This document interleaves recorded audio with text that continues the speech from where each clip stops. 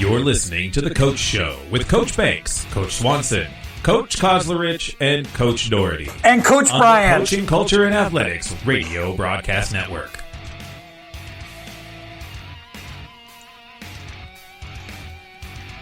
Sit back and enjoy the show.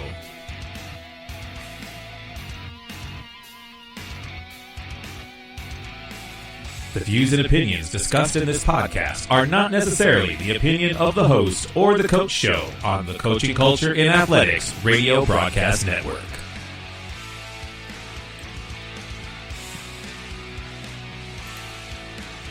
Let's get it done.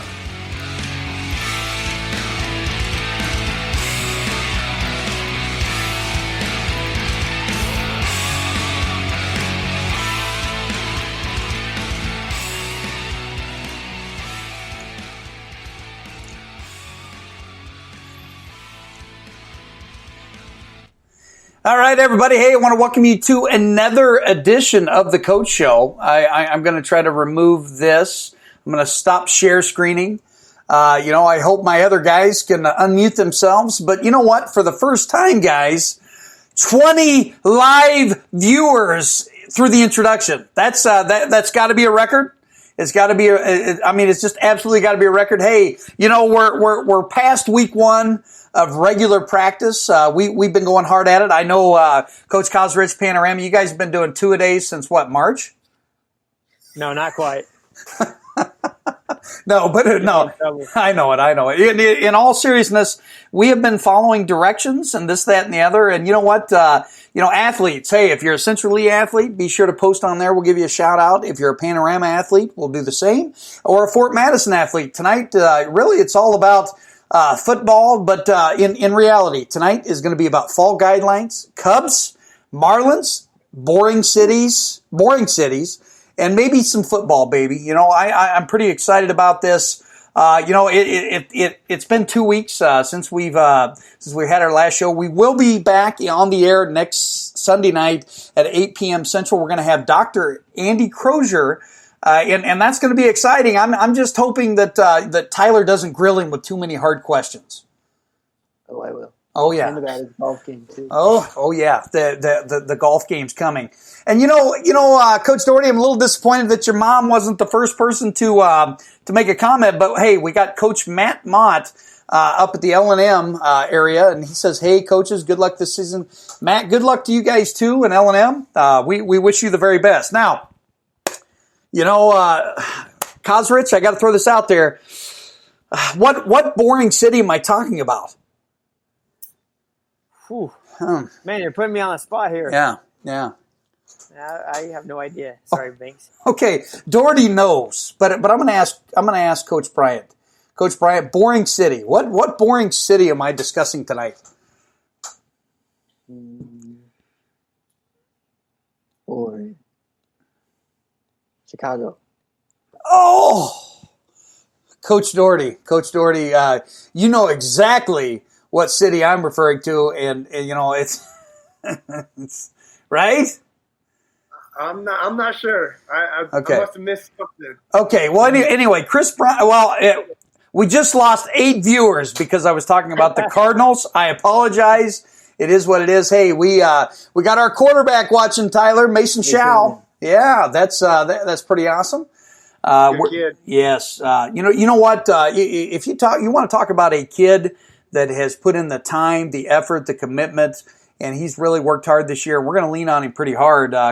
Coach Bryant, give us a quarterback analysis of a kid that he got some bullets last year, but what's he looking like thus far? He looks great. From watching him last year, we didn't throw the ball well, we didn't throw it a lot. He threw the ball fine, but he didn't have enough reps to continuously get better at it. This year, we've been really working on it day in, day out, and he's taken the lead. He's taken the role to make it his own, and he's done a great job at leading the team, putting the ball where it needs to be, hitting the chest, making the excellent reads. So, yeah, I've been very proud and pleased with how he's been performing. Coach Doherty, it is kind of funny. In my first interview, with WGEM. They came in last week. Chris Dewar will be there on Monday night, and I'm excited to see Chris. By the way, Chris is a CCA Hall of Famer. And, we inducted him a couple weeks ago. Great guy. But anyway, in the first interview, I'm saying, man, I said, this kid is ready for action. And you know what? He can take it. And then Mason says, what? He watched that interview and he's like, Coach, what are you doing? Yeah, no, Mason's awesome. I'm lucky. I get to coach him in wrestling, and he's really starting to mature and grow. He's a competitor, and I watched your interview, and I know that you said he can handle it, and I agree 100%. He can handle the pressure, and he's going to do well for you guys. All right, got to throw this out there, Coach Doherty. There she is. There she is. Mama Doherty saves the day. Yeah, absolutely. Little worried. I was too, and I don't know whether Bob's driving or what, Tyler, but it's making me nervous. I hope he's watching. Come on, Dad. Now, Coach Kouserich has some exciting news to share with the CCA fam. I mean, this is, it was brand new, about a month ago, man. You got to share that. Got to share it with the peoples. Again, man, you put me on these spots. First thing, the boring city. Were you hitting after St. Louis? Yeah. Was that like a Cardinal slam from Yeah. I thought so I didn't know for sure, but I hope you're talking about me becoming a father. Yes. Okay, for the first time ever. So I'm going to have a baby boy and due in January, and so. At least, my wife Annie and me, we're really excited. We got the nursery all done pretty much right now, so it's all painted up, all sports themed, and ready to roll. And at least it's not going to happen like week 2 or in the playoffs, something like that, right? We kind of planned that a little bit. We had some talk, and I said, "Hey, I'm just saying, if this is somewhere around, dome time, and we're in the dome, I'm sorry, but where I'm going to be, and so." Okay. Think ahead. Tyler, I got to throw this out there, man. There he is. Of course he's on. And, and Bob also says, congratulations, Michael. Thank you. I mean, of course. I mean, are you getting nervous? I mean, are you thinking, in the back of your mind, are you having those dreams other than X's and O's? Because that's all I'm thinking about. Like the 24 hours a day, 7 days a week is X's and O's. And my wife would smack me by saying that. But I'm even dreaming this crap. I mean, are you a little worried though, thinking about little baby Mike coming out? Yeah, a little bit. We've been around some friends that have some little babies, and I'm not sure I'm ready for all that yet, but I think you're just ready when it happens, and you don't really, or you're never ready, It's kind of like the first game of the season. You're never really ready for it, but everybody's excited for it, so it's going to happen. Yeah, I mean, it's obviously going to happen, folks. I'm just throwing that out there. But, Tyler, I have to throw this out there. The Marlins. Why the Marlins, man? So I've never really watched the MLB. It's just been boring. And then this year with COVID happening, I was like, okay, I need to start paying attention. So I didn't have a team. I didn't want to choose the St. Louis Cardinals because everyone around here likes them. I didn't want to choose the Cubs because those guys just won a World Series a few years ago. And then that's just two big main rivalries there. I didn't really like that. So I wanted to choose an underdog and somebody who had really cool colors. And the Marlins fit the picture, and now they're first. So this is basically because of me. Well, I have a little bit of issues with the Marlins, and it goes all the way back to when Steve Bartman was out in left field. And do you remember that, Derek? I mean, come on, man. Yeah, Bartman. Oh, yeah. I mean, nothing against Bartman. He shouldn't have been treated the way he was treated, whatever. But, let's just face it. If I'm out in left field, I don't care if Moises Alou's coming. I'm probably going to reach out there too. You? Oh, 100%, yeah. I mean, it's one of those things. But, man, the Marlins, they knocked my Cubs out. And we were 4 outs away from going to the World Series that year.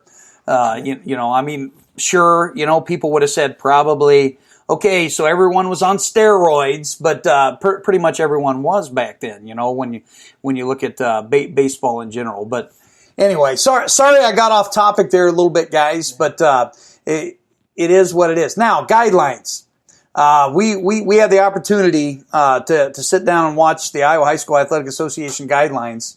And, Guys, I don't know about you, but after watching that, the anxiety, it peaked up even more. Not necessarily about concessions and stuff like that, but other aspects. I mean, Derek, share a little bit about what you got out of that, the guidelines meeting and what your program's doing to make sure that we alleviate the spread of this COVID-19 thing. Yeah, you're 100% right. The anxiety goes up because it seems like the more we start to think we know, the less we actually do, because they're changing things all the time. And so we're trying to do the best that we can. I'm fortunate that I have a fantastic administration. They're awesome. I'm talking to them daily. Obviously, our custodial staff is phenomenal, top of the line. So our weight room, our football stuff is getting cleaned 2 to 3 times a day. We're spraying, we're working out in pods, we're doing everything that we can to try to keep distance and keep people away from each other and just control this thing so that we can get to week 1. How much are you spraying down stuff? We spray it down. So we work out, lift in the morning. I'm spraying it down after our athletic enhancement session. Usually go home, and then when I come back in, I come in about an hour and a half early to practice, and I spray it down again. But our custodial staff goes in there in between then and is cleaning stuff as well. So we're trying to stay on top of it. Coach Kaz, I know, I'll let you go next, and then Tyler and I can kind of discuss what Central Lee's doing. Right, yeah, and like Derek said, it's a stressful time. And now more than anything, it's about having those great assistant coaches with you, great administrators like Coach Doherty said, and then great managers, and our managers have been awesome so far this year, cleaning everything up after practice, wiping everything down, spraying it down, and then putting it away. We have, just different things such as water, we always bring an emergency supply of water, bottled water, for kids that, they don't remember their water, but, with them having to bring their own containers, that's a whole new world for what these kids are used to, and not being able to use the water fountains in the building and everything like that, unless you're just refilling your bottles and things like that. Cleaning it down kind of like in the weight room throughout this whole summer, after we lift in the racks, we give our kids wipes and they go wipe it down. Then our janitorial staff, custodial staff come through afterwards and spray everything and fog everything down. And it creates all these different steps. And I think the number one concern is, and what everybody's doing is just making sure that all the players are, in a safe environment. And I think, we're willing to do anything and everything we can to help, support our players as long as they get that opportunity to go out and compete. Because at the end of the day, that's what they're really needing and wanting, I've seen all these different psychological stats out there about kids missing athletics and everything. And when it comes down to it, it just kind of supports the fact that athletics are very important for the, psychological effects of all the kids. Yeah, 100%. I'm going to give out a shout out to Central Lee as far as communication, the plan and the program that they put into effect. We're doing the very best we can, and constantly looking at ways, that we can push innovation, to keep everyone safe. And I think that's the most important thing. Every one of us coaches here right now, we want a season for our kids. And Mike, you brought that in, kind of the next thing that I wanted to discuss, because this is turning into a pandemic across the nation, is the psychological effects, of kids not being able to, to perform and this, that, and the other. And that's not just us. Us coaches, we're so excited because our kids are going to have the chance to compete at a high level beyond what a lot of people out there think. We're a part of 3 great programs that are growing. The culture is getting better and better. And Mike, let's face it, man, this is your state finals team, and it's got to throw some anxiety into the mix, not only with you, but your staff and your team as well. Right. And we got a great group coming back, and what we've kind of just been preaching is don't take anything for granted, we've talked about it. We may go out and play 2 or 3 games and they may, shut us down. We don't know. And basically, talking to our kids about how, we need to be responsible to make sure that we are still playing and that we are staying safe and healthy and taking those steps to make sure that we're not, interacting with people that may not be responsible because they don't have the same things on the line as we do as a team, So I think that's all important, and just got to take the responsible steps and go the right direction. And Derek, I see your posts, man, and I appreciate them. Your positivity, or what is it? Positiveness that you bring on your culture as well, brother. And it's got to be something that you're constantly helping out not only kids in your program but your kids in your entire school. And I see that. But I mean this is going to be bad. You know what I mean? If kids are kind of forced out, season after season after season. Yeah, absolutely. I mean, I was just talking to Coach Eilers from West Burlington on the phone today, and we were talking about, could you imagine not having a football season your senior year? I mean, some of the best times of my life were hanging out with those guys and getting that experience, and it gave me something to work for, taught me a lot of great things, and I could not imagine not having it. And I know that our seniors are feeling that anxiety and that nervousness. And we went ahead and trying to be transparent with our guys and just upfront and honest. And we sat down after a practice and we said, the reason that we keep talking about it is because, more now than ever, tomorrow is not promised.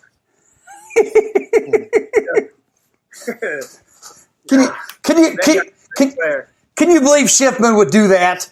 No, it's so unlike him. I mean, jeez. But no, I mean, we're telling our guys that we don't want them to think about what if they pull the plug on this. We want them to think about today. We only can control today, and if we wake up and they say, hey, you can have practice, that's what we're focused on. We're focused on that day. We have no idea what's going to happen tomorrow, and that's totally fine because we're going to focus on today. I really appreciate that, Coach Bryant. I've been preaching it, over and over and over, and so have you.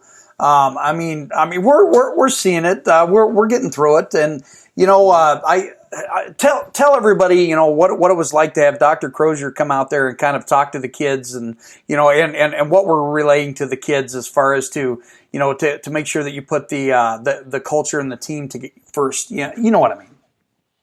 Yeah, I think it was very sobering to the players. I mean, just hearing it from not just us coaches, but from the administration. And when he gave the example of Johnny over here, if he gets exposed, not even tested positive, if he's just exposed and then he hangs out with two other guys on the team for some time, then all three of them have to sit out at least 10 days. I think some eyes widen up there. They're like, oh, shoot.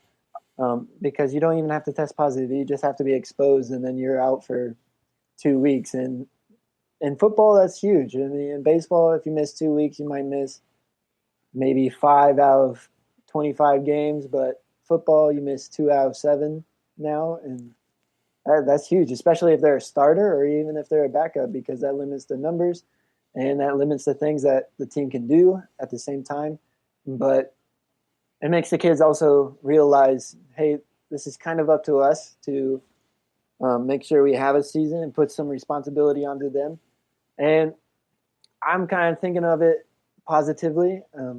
I've seen in the recent maybe 3 or 4 years, a lot of high school and college athletes are leaning towards the social side of athletics, just hanging out with the buddies. And then we all know some outside extracurricular events happen on the weekends, and sometimes that becomes more of the focus instead of being a success on the court or on the field.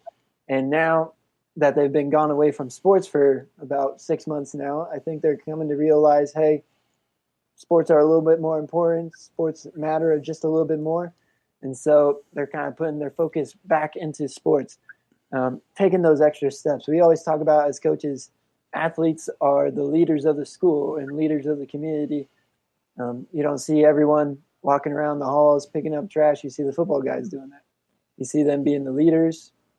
And nothing brings a community together besides Friday Night Lights. There's nothing compares to it, not even baseball, not volleyball. As much as everyone loves those sports, but it's just something about Friday Night Lights that bring together a community, especially in this divided time. So the players have a crucial role in really bringing the culture and bringing some joy and normalcy back to our communities. Not only football, but I think this can go in our, culture in general, guys. And it's something that I ask my players all the time. Are you willing to give up something that you might deem as important to you if you can basically mold and generate and get things done? And a lot of times, whether it's you see it in the media, you see it in real world, and you see it in the football. Are you willing to make a sacrifice for the team? And you know what? I think we're all learning on a daily basis, and we're seeing it where, especially in our culture, and I know that Doherty and Kosrich are doing the same thing in theirs. Whereas we're basically it's more than just being, football season, this, that, and the other. It's about being a coach, being a mentor, and basically I can't say it, selflessly loving something beyond or something that's bigger than yourself. It's that big picture. And, Coach Schiffman, has a great point here. Just remember that even if the season is postponed, canceled, delayed, we still have a role as a coach and to be a great mentor and role model for these young men. And I couldn't agree more. There is nothing in this world maybe other than having my kids, and Coach Kosrich will soon have that. Or seeing your grandchildren. There's nothing more, rewarding than seeing the love and sacrifice of your family. And, Coach Doherty, I was an assistant for 19 years.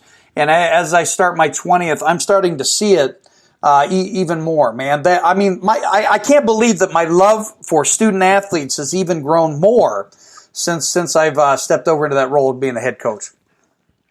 Yeah, absolutely. I mean, and since Schiffman brought it up, he had a post from Football Scoop the other day and about the mental struggles that a lot of these athletes are going through. And, he made the comment that anybody that I've ever coached, I'm always here. I mean, and that's what we're trying to tell our guys, and they know it. I mean, I'm getting messages right now from former players and stuff. They love watching this, and it's lifelong. I mean, we talk about family, and it is. It's 100% lifelong. Once you graduate, you're not done with the program. You always have a place with us. And, I love seeing them. I love talking to them. And I hope that they know that if they ever needed anything, they can always reach out to me. And we're here for them. I mean, we love these dudes. We don't just say it during the 9 weeks of a season.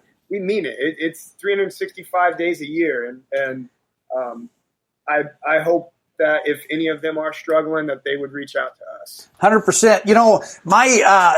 And what's even, the biggest pleasure or whatever is having former, not only coaches, but having former athletes, where I get to share this with, whether it's Coach Bryant or, way back in the day, Coach Kosrich. I remember Coach Kosrich saw me have a heart attack in Keokuk, Iowa one night, and he was crapping his pants, man. I couldn't believe it. Now, I hope you're not going back there for the scrimmage. I hope it's at Central E, man. It's at Keokuk, and we're probably yeah. I mean, it's been almost 20 years, since that took place, which is nuts. It's crazy. Makes me feel old. Well, you are old, Michael. You are old now. Oh my goodness! But no, and it's the same way. You know what I mean? If as far as grades, I mean, who's the ones that look at their grades probably as much as their parents? Well, maybe not some parents. If you look at helicopter, snowplow, this, that, and the other. But I mean, how many times a week, Derek, do you say, "Hey, man, you're getting a C when you could be getting a B," or "Hey, man, you're flunking. You better get your head out." Yeah, I mean, we try to stay on top of that. Coach Smith does a great job in wrestling, so he's kind of somebody that I followed. Obviously, he's a huge role model of mine and somebody that I've been around, and he's impacted my life. And he's a great man at that, and that's something that I want to improve on. But, yeah, we're checking those grades all the time. And, we want to do things at a high level, and that's academic as well. 100%. Now, we do have our first question from Coach Wilson. Says, good evening, fellas. Curious to get your thoughts on Iowa having a football season and many other states not having a season. Let's start with that one first, guys. Honestly, I think we're going to have a season, but I don't think it's going to look, like it has in the past. It's going to look remarkably different, guys. Let's get your thoughts. Yeah, I think we're going to have a season. I'm pretty confident in that, and everything. And I think it's going to be, kind of feel it out week to week and everything like that on if you're playing or not. But again, I think that if I felt like I was putting my players in harm's way, then, I wouldn't feel comfortable with it. But like I was talking to our ACE fundraising guy, he came up and he kind of said, well, this looks a lot different than Norwalk. And I said, yeah, this is small town Iowa. Most of these kids, unlike Norwalk where there's 200 kids on the football team and not everybody knows everybody. I said, our kids know each other and they know their parents and they know where their parents work and they know what they drive. I mean, like our kids are hanging out all the time. So if I felt like there was a huge risk that increased with football, then I'd be a little more hesitant. But right now, I'm pretty confident, with everything that we've been doing and all the mitigation, that we've been going through with the process. Pretty confident in it.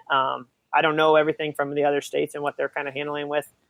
Obviously, I feel bad for those athletes because, like Coach Doherty said, all those athletes not being able to play their senior year of football, perhaps. And I think it's really hard, too, because I think if you cancel, the football season, the fall season, I don't know how you reopen back up for the winter when everything's indoors in an enclosed environment. And that's when the flu and the cold season is going to start up. So the symptoms are going to be very similar. So I'm glad that we're going to go this route and just kind of see what happens as long as we're keeping our athletes safe as possible.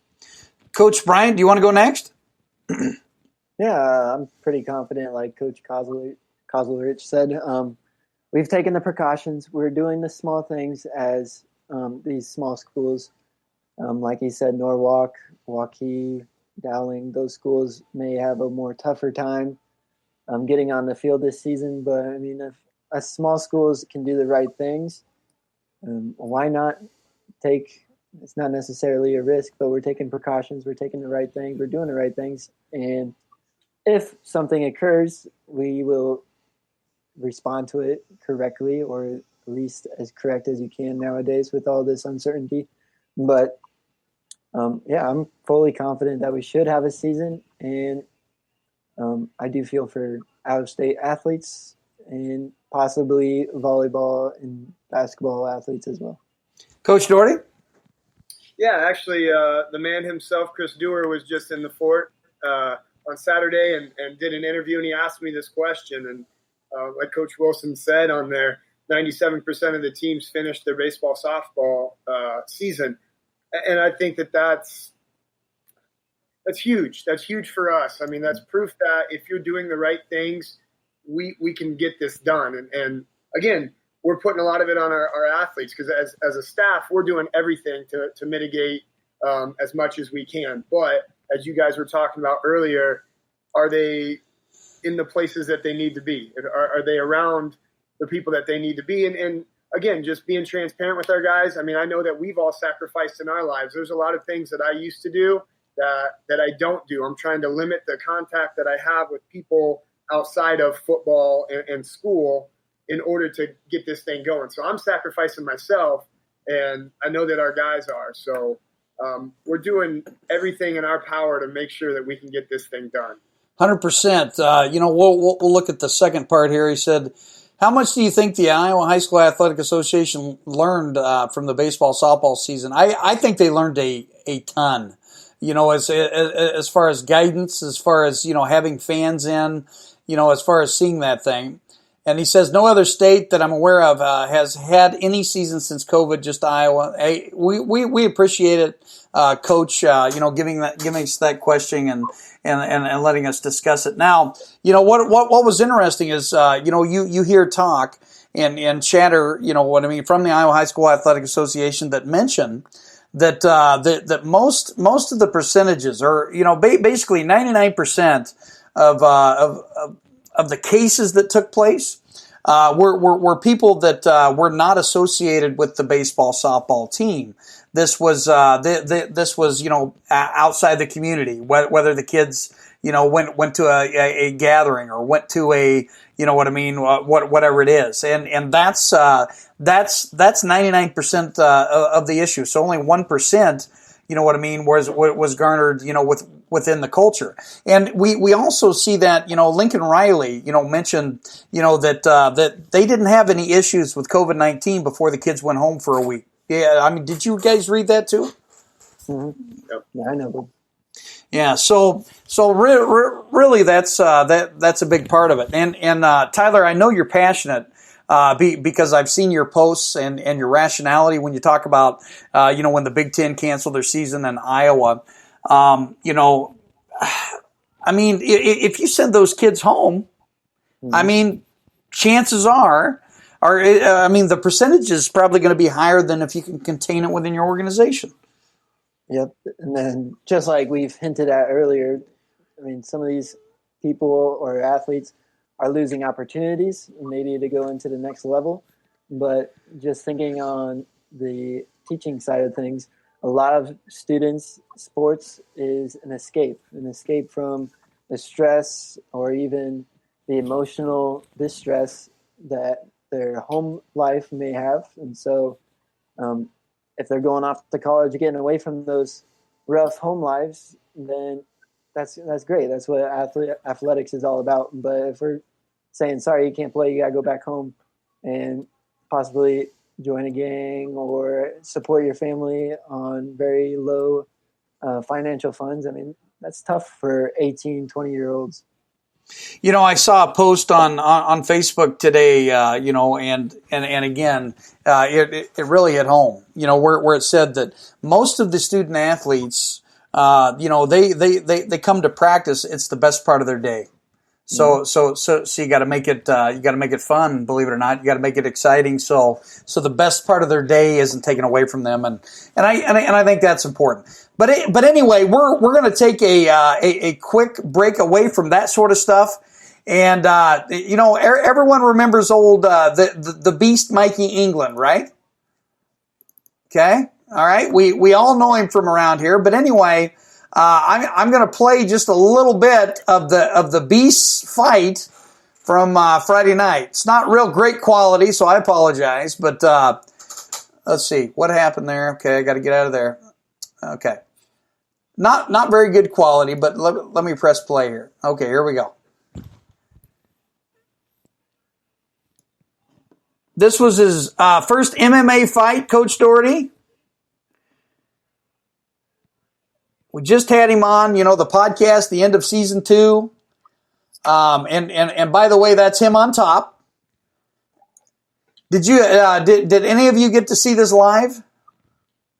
I did not. I saw the replay as well. Okay. He looked like he handled this kid pretty handily. I think they were both undefeated. And I'll fast forward here so we can see kind of the ending, maybe. Okay, here comes the ending. I have it muted because a family member taped it, and I think they cussed a little bit. So I wanted to make sure they might have been a little excited.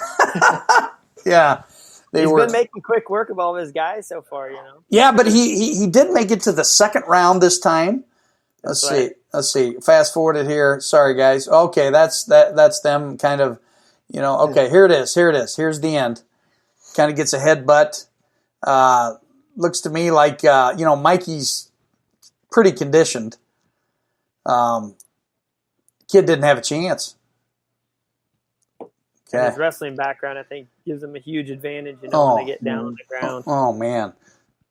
So I wrestled against him in high school, and he is a phenomenal athlete. And I also had a jiu-jitsu partner compete against him in a tournament, and our guy is pretty dang good, and so it was a good match. But Mikey won, and dude's phenomenal. So I think Mike England is now 6-0, 1-0 in MMA, and you know what? I think he's close, man. He's probably going to go.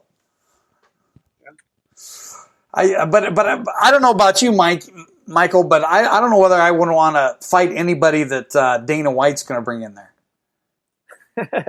I don't know. Mikey's pretty tough though. He's seen the best of the best. You know, he was down there in that Missouri wrestling room and at Iowa State, so he's seen it all. You know, and he's a tough kid. I can remember him walking the halls at CHS with black eyes and broken bones all the time, and you know, not having a doctor's excuse to sit out. He was like, "I'm ready to roll. Let's go." I do remember, Coach Knott, talked about taking him and a few others. They were over in I don't know. I think that might have been Ethan that got in the fight with Tanner, wasn't it? I couldn't tell you on that. I don't know, but anyway, wrestler, this, that, and the other, and it was exciting. Yeah, they were fighting over in Graceland, and the Graceland coach comes up to Coach Knott right after that. He says, "Hey, can I have both of those guys?" Oh my goodness! So you know what? We're getting down to the nitty gritty, folks. We're going to discuss Fort Madison Bloodhound football first tonight. Then we'll discuss Central League football. And then we're going to discuss Panorama football. I'm excited, guys. I gotta believe, that we're gonna have this season, and we got pieces to the puzzle. And let's talk about it, Coach Doherty. You got a senior quarterback, and you got some speed, brother. Kind of let everybody know kind of how things are going, this, that, and the other, and tell them about your double tight wishbone, man. I'm excited about that. Yeah, it's gonna be something, huh?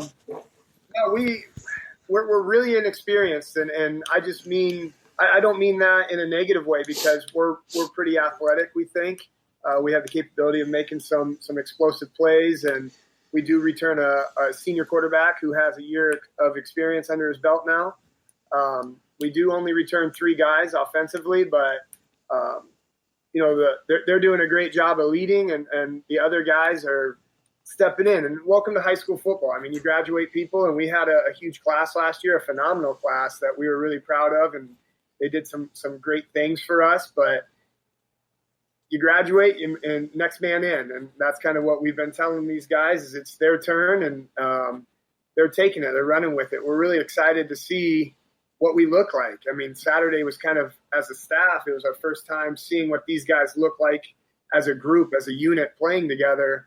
And, we got work to do, but we're excited about the possibilities. Now, I'm digging here, brother. I want to know who who do you look that's going to stand out, or somebody that's, really, coming to the forefront that you see that's going to have a breakout season for the Bloodhounds?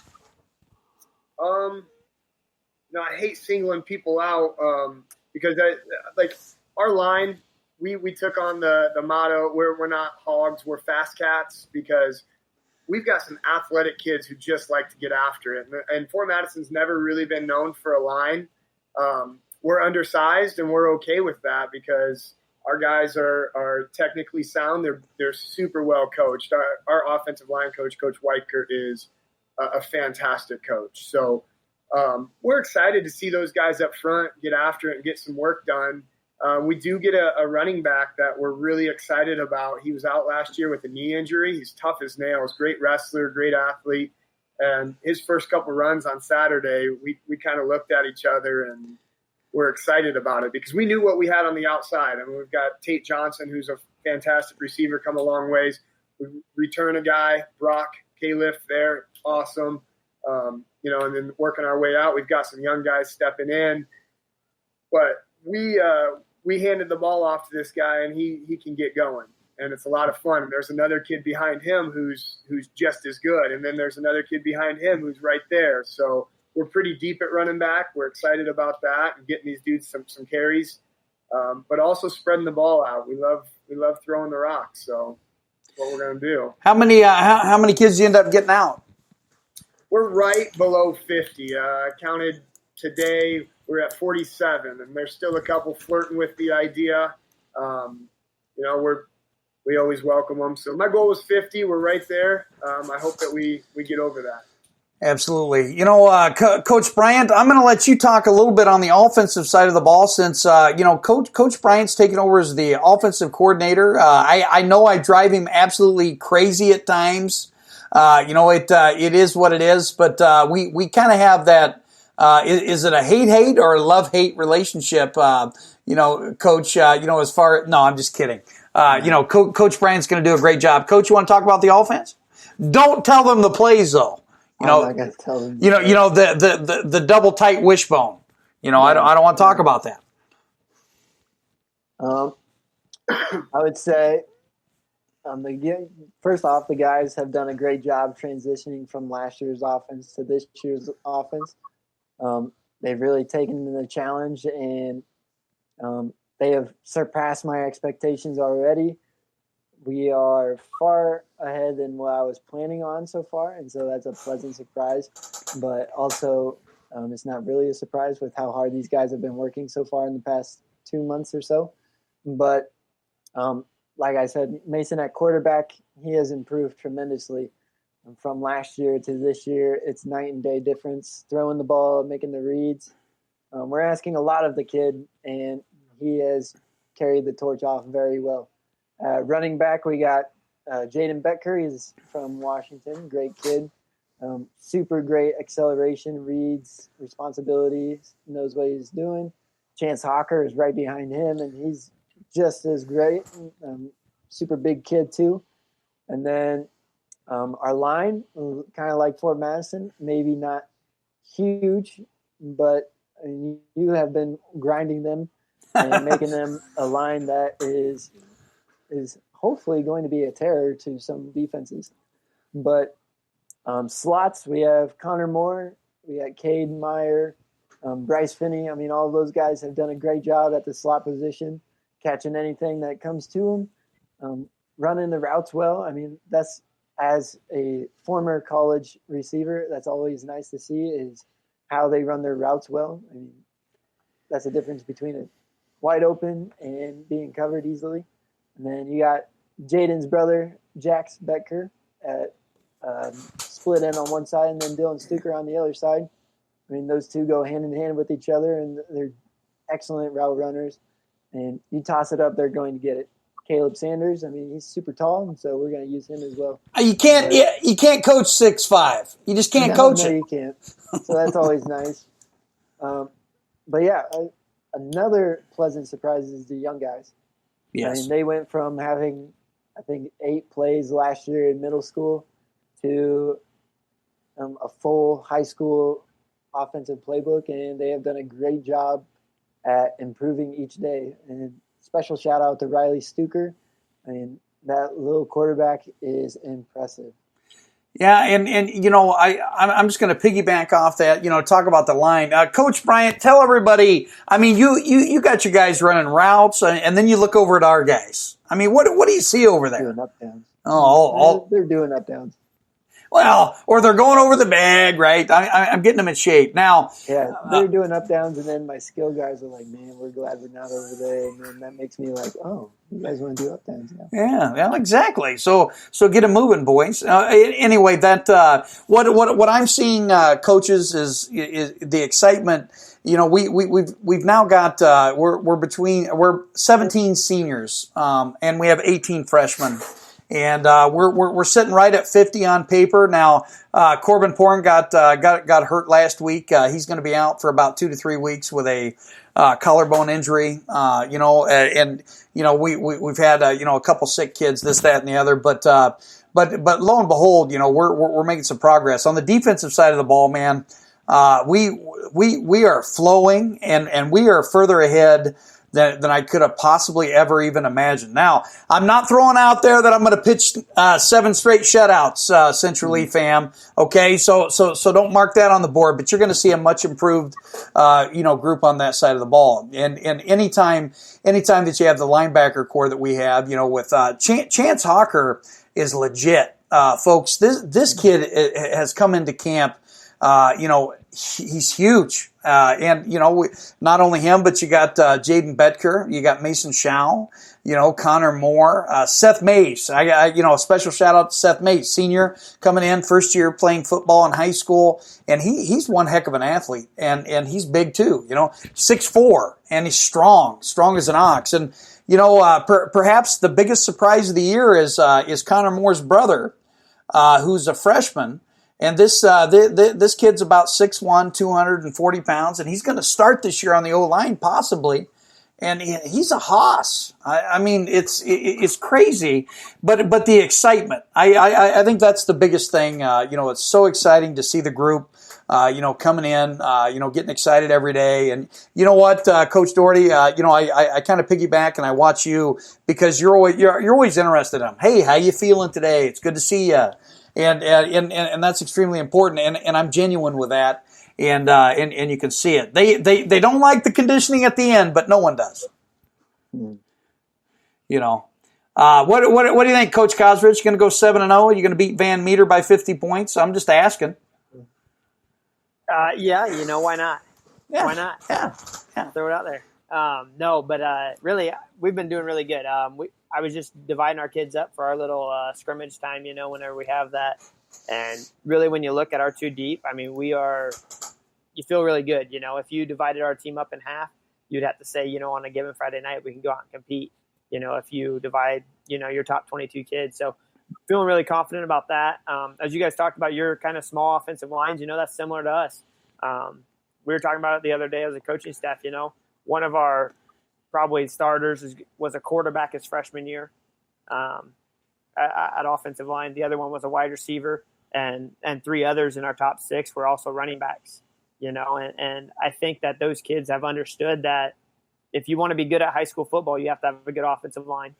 And that means trying to get your best 11 guys on the field, no matter what their shape or size or ability is. You got to have your 11 best athletic guys out there. And, we're going to be able to move. And that's kind of what we were known for anyways last year was a downhill, running to the ball defense. I think we gave up like 10 points a game, had like 3 shutouts in that time. And, we're going to have opportunities, so we're really excited.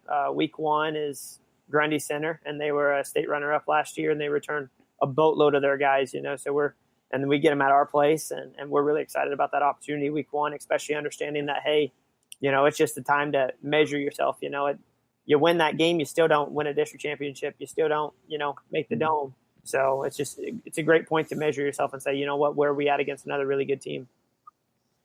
100%. Now, who's have you had any surprises, Mike, or because you are returning a lot of players. I mean, who do you look to have a breakout season this year for you? Yeah, we had a kid, Hunter Pauly, transferred.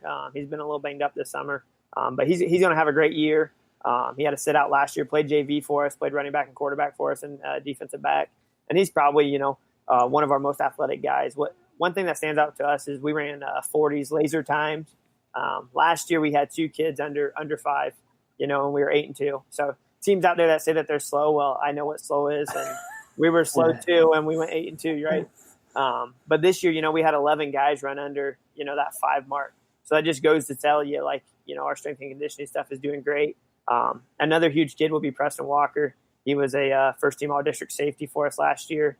Didn't play any offense, but this year he'll have to step in and play some running back and play some wide receiver. And his brother's a starting quarterback, and they're twins, and they've got that twin connection. So it's going to be really exciting to see those guys work. It's kind of interesting that he has twins and we have twins there, Coach Bryant. Yeah. I also have twins at outside linebacker that were second-team All-State last year. Well, that's not bad. So a couple sets. Yeah. It's a good issue to have. Now, Michael says that he's undersized, Coach Doherty, and I'm just going to call him, I'm going to call the BS card and say, I've seen you on Huddle. Your size is not that small.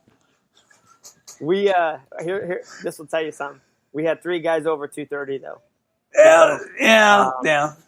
So we're not really huge, but we've got some guys at 210, 215, 220, and they can move, and that makes a difference. So what you're saying is you got a lot of pulling guards all the way across your line. Something like that. Yeah, something like that. Yeah, something like that. Anyway, Coach Bryant, hey, let's give a shout out to your dad there, Tyler. Bob Bryant has joined our program to come in and work with our linebackers, work on the defensive side of the ball, also works with quarterbacks and receivers. It's exciting to have him back on staff. Coach Bryant and I were on staff when we went to playoffs back-to-back. Says, best wishes, coaches, for a great season. You're all building the programs right and are on the path to greatness. And we appreciate that, Coach. Thanks, Bob. Yeah. Coach Dad. Yeah, Coach Dad. Coach Dad. I want to give a shout out to Chase Tennant. Chase Tennant is one of our volunteer assistants. He's actually in quarantine up in Mount Pleasant, Iowa, at the Iowa Westland, because his coach said, hey, you've been around all those kids. You got to quarantine for 2 days before you can come into your meetings in the fall. And he was kind of bummed, guys. They moved his season to the spring. But he's going to be around the program, and he's been great. You know, his energy's been great. This, that, and the other. You know, I mean, anything else to add on the state of our program, Tyler? Other than, you know, it's looking pretty good. We're making leaps and bounds. Yeah, I think we're going to surprise a lot of people on our schedule. Well, I think so too. That's calling out Williamsburg, right? Is Chris Ritchie watching? Chris. Don't use this on your bulletin board, brother. You remember Chris Ritchie there, Mike. You were on Chuck's staff. You went up there a few times. Yeah. Kurt, though. Oh, did I say his wrong? Did I not say the right name? That might be his bulletin board material. Now he's Kurt. Did I say Chris Ritchie? And he might know some big boys like his son-in-law Austin Blythe. Oh no! Hey, Kurt, I apologize. Don't yeah. No, yeah, he's always got a good team up there at Williamsburg, and they're gonna be physical. Oh my You'll have goodness! your work cut out for you there, but yeah, we've played them, and they always come at you. Yeah, I remember a night though when we were battling for the district title, and we were in pink jerseys, and Coach Hoffman was ticked off because I got pink jerseys. We ended up beating Williamsburg that night, 38-20. So I'm thinking senior night, we're going to break out the pink jerseys, whether we like it or not, Tyler, and we're going to go after them. Pink jerseys. Why not? Hey, it's you got to do it, man. The last time we beat them, we were wearing pink. So I don't know. Maybe Fort Madison needs to wear pink against Washington or something, and go get them. Whatever works, man. I'll have no problem wearing pink if it gets a W. Yeah, absolutely. Well, we wear pink. I don't know why you guys are making fun of this. Well, yeah, there's nothing wrong with pink. Come on. All right. I'll just make sure. So Coach Kosrich, you know when you're looking at your schedule, now obviously you can't overlook teams, but obviously you're looking at Van Meter. Right, and luckily this year we get Van Meter week 3, and I think that's huge compared to last year. Getting on week 7 or whatever it was, and we were both 6-0 going into that game, and it was cold. I think the warmer the weather is going to benefit our style of play. That night I think it was like 40-mile-an-hour winds. It was like 10 degrees, and they're a downhill power football team with one of the biggest backs in the state of Iowa last year for them.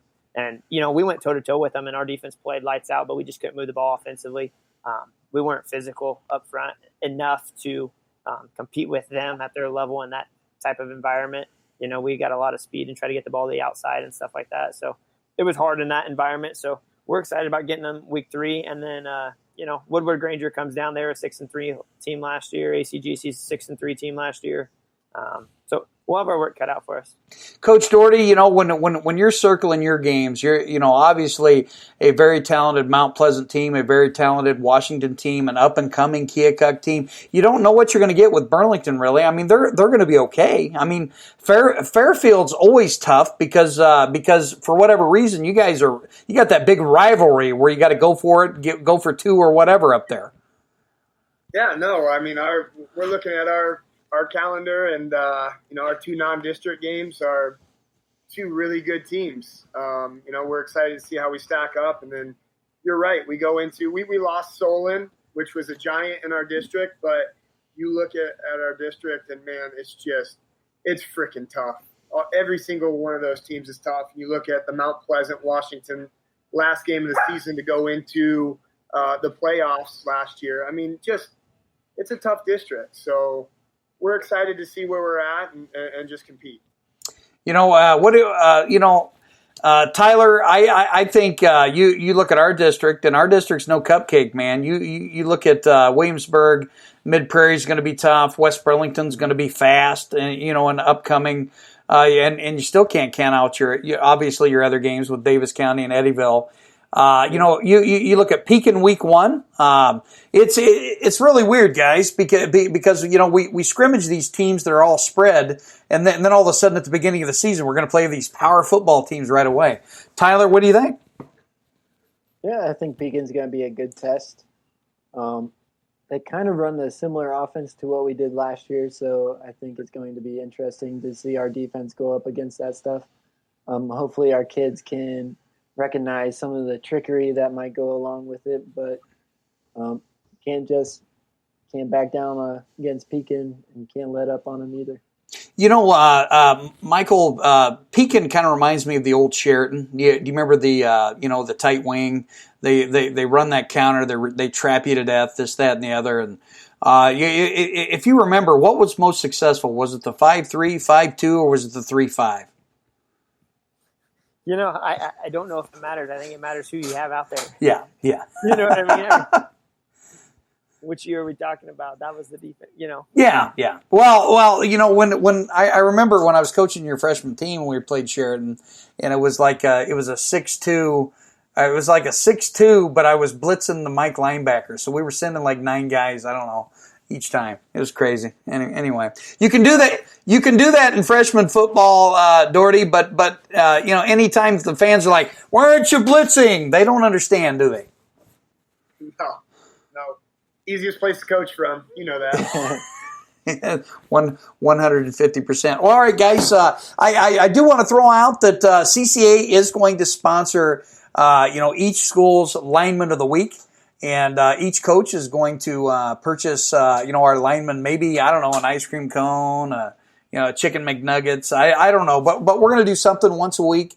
And that's going to be a lot of fun to do here with CCA. So we'll be giving out 3 linemen of the week, and also we're also looking at perhaps interviewing some of our players and putting it on CCA here in the next few weeks. But we're pretty excited about that. Let's talk about last words, guys. We've talked about a ton here. 5 linebackers are always tough, and you are right, Sean. You are very right. There's a Big Red. You know what, Doherty? He was waiting to hear you talk crap about Centerville Big Reds. I think he was trying to get that bulletin board material, baby. No, it won't catch me talking crap. It's a fantastic football team, and I know that they're very well coached. So, absolutely. All right, last word, Coach Bryant, of this week, anyway. Just continuing to be positive as an athlete, as a coach. I mean, these tough times, divisive times, you just got to remain positive, look at the bright side of things, take each day as it is, day by day, say the good, go through the bad, learn from it, and continue to grow as a person. I like that, man. You know what? He's an author of one book, but he should write another one. Something with positivity. Coach Kozaretz, you're next. Just this week, scrimmages start up. So when you're out there, take a deep breath, take it in, enjoy it. It's the best time of year. You get back out there and get a hit underneath the lights. So embrace it, enjoy the moment, and soak it up. Coach Doherty. Yeah, just want to wish everybody good luck on their scrimmages Friday night and the week leading up to it. And I'm just excited to be with our guys tomorrow and control controllables and just attack the day, because that's all we know that we get is the day. So good luck to everybody. 100%. I'm going to give a couple pieces of advice, but perhaps the most important thing is that do not go to bed angry tonight, folks. If you're angry, reach out, and nobody's a mind reader. Reach out, tell them you love them, tell them you appreciate them. And also, players, coaches, athletes, whoever in the universe, know that somebody's always watching. So do good all the time. Okay, for next week, we got Dr. Anthony Crozier coming on. Andy. I said Anthony. Did I screw up again? Yeah, you called him Anthony. Oh, my goodness. Andy Crozier's probably going to fire me next week because I screwed up a name. I don't know why I was thinking, was I thinking of Anthony Schiffman? You're all flustered. I'm all flustered, man. Now, Kurt Ritchie, right? Kurt Ritchie is going to, put stuff up there. And Schiffman's a Panther fan. Okay, all right. It's Twitter official. Twitter on Facebook. But hey, for everybody within CCA, we appreciate you. You know what? Push positive culture because that's the way to go. We're out.